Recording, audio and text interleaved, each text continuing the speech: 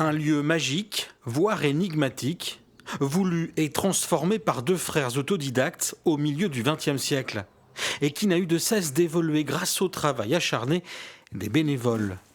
Bientôt, ici, c'est une résidence d'artistes qui y verra le jour.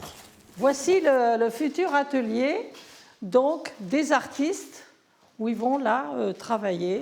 On veut continuer ce qu'avaient fait les frères Rétoré, puisque eux, ils voulaient accueillir l'art au château, toutes les belles galeries qui ont été faites et malheureusement celles qui n'ont pas été achevées devaient servir d'exposition de l'art afin de le faire connaître aux Charentais.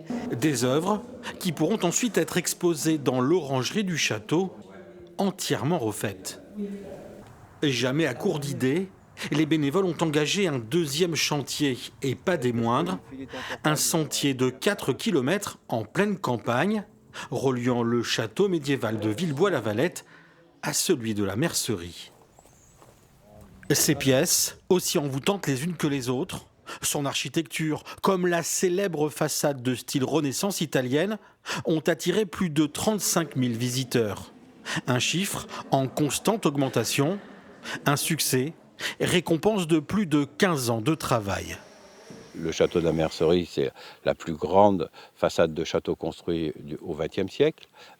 C'est également la plus belle et la plus grande collection de faïenceries portugaises de France et d'Europe, si on fait abstraction du Portugal, privé. Donc c'est tout ça qui viennent chercher les visiteurs.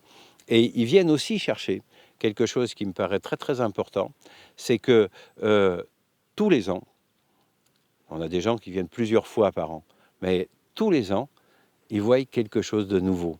Personnages emblématiques du lieu, les frères Rétoré ne peuvent qu'admirer leur œuvre en constante amélioration depuis leur tombe dans les piliers d'une des façades inachevées du château.